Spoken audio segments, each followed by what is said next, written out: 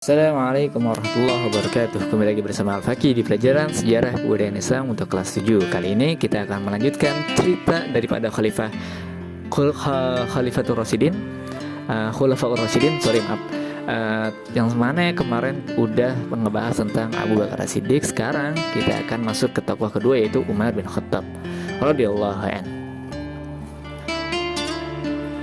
Yang pertama, profil singkatnya. Umar bin Khattab, nama lengkapnya adalah Umar bin Khattab bin Nufail bin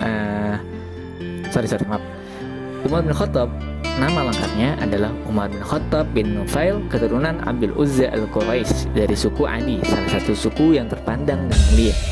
Umar dilahirkan di Mekah 4 tahun sebelum kelahiran Rasulullah SAW. Ketika menginjak remaja, ia mendapatkan kepercayaan dari suku bangsanya Quraisy untuk menjadi wakil dalam berbagai perundingan dalam suku-suku yang lain. Nah, di sini Umar bin Khattab masih muda tuh udah menjadi semacam kayak pemimpin gitu. Suaranya itu udah dipandang, udah nggak dianggap remeh.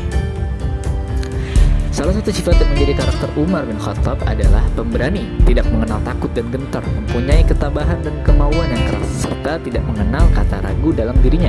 Dengan masuknya Umar bin Khattab radhiyallahu anhu ke dalam barisan kaum muslimin, maka mulailah Islam mendapatkan amunisi baru untuk menyusun kekuatan dalam berdakwah. Memang benar, setelah masuknya Umar ke dalam Islam, para sahabat menjadi lebih berani dengan terang-terangan berdakwah dan melakukan aktivitas keagamaan. Nah, ini kalau kita flashback ketika Islam di Mekah, itu kan Umar bin Khattab salah satu orang yang paling ngebunuh Rasulullah. Tapi ketika mendapatkan hidayah dari Allah, Umar itu menjadi salah satu orang yang paling gencar atau paling vokal dalam menyebarkan agama Islam. Sampai-sampai tuh ketika umat Islam itu, orang-orang Islam pada takut memeluk agama Islam secara terang-terangan, nah Umar bin Khattab nih terang-terangan justru, jadi nggak ada takut-takutnya. Oke, sekarang Umar bin Khattab sebagai khalifah. Nah, sebelum Abu Bakar As-Siddiq radhiyallahu anhu meninggal dunia, ternyata Abu Bakar menjadi khalifah. Ia telah menunjuk Umar bin Khattab sebagai penerusnya. Jadi Umar ini menjadi khalifah karena tunjukan Abu Bakar As-Siddiq. Umar menyebut dirinya sebagai khalifah di Rasulullah SAW, pengganti dari penggantinya Rasulullah. Ia juga mendapat gelar sebagai Amirul Mukminin, komandan orang-orang mukmin. Gelar ini diberikan sehubung dengan keberhasilannya. Oke, di sini jadi ketika Abu Bakar dibaiat menjadi khalifah, nah itu Abu Bakar kan masih kayak sambutan, ngasih ceramah, ngasih pidato. Nah itu Abu Bakar ngomong gini, ana khalifah min Rasulillah, saya adalah pengganti daripada Rasulullah. Jadi bukan buat ngegantiin Rasulullah, tapi sebagai penerus perjuangan Rasulullah. Jadi Abu Bakar nyebutnya ana khalifah min Rasulillah, saya pengganti dari Rasulullah. Nah ketika Umar menjadi khalifah, Umar ngomongnya ana khalifah min khalifati Rasulillah, saya adalah pengganti dari penggantinya Rasulullah. Itu jadi hanya meneruskan peran, hanya meneruskan perjuangan sebagaimana yang telah diajarkan oleh Rasulullah SAW. Oke, lanjut ke poin ketiga. Umar memerintah selama 10 tahun. Umar dibunuh oleh seorang budak Persia yang bernama Abu Lu'lu. Nah, sini Umar dibunuh. Prestasi Khalifah Umar bin Khattab. Pertama, ada perluasan wilayah Islam, disebut Futuhal Islamiyah. Ada 3 wilayah besar dan strategis mampu dikuasai oleh Khalifah Umar bin Khattab, yaitu Suriah, Mesir, dan Persia. Karena di zaman Umar ini perluasan Islam itu makin luas banget, makanya disebut Futuhatul Islamiyah. Terus kedua, menata administrasi dan keuangan pemerintahan, membentuk Baitul Mal untuk mengurusi keuangan negara dan dewan perang.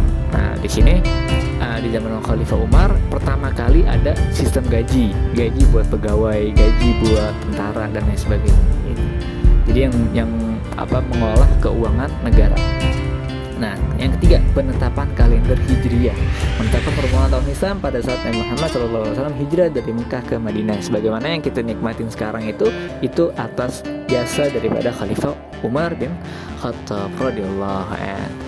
Oke, lanjut. Keteladanan karakter Khalifah Umar. Ini kalau ngomongin keteladanan, itu semua Khulafaur Rasyidin, tokoh-tokoh khalifah itu sangat-sangat banyak keteladanannya. Tapi di sini yang bisa kita sebutin di antaranya adalah keberaniannya menyampaikan kebenaran. Ya kan, kalau kita flashback, lihat bagaimana Umar bin Khattab menyampaikan kebenaran. Gak ada rasa takut pun sedikit pun.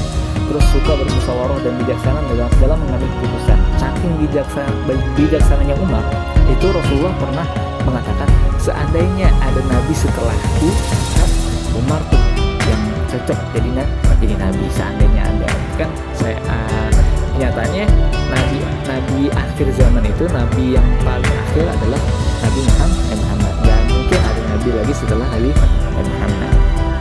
Nggak heran kalau Abu Bakar As-Siddiq menunjuk Umar bin Khattab sebagai penggantinya, karena bijaksananya Umar bin Khattab dalam menyikapi suatu persoalan.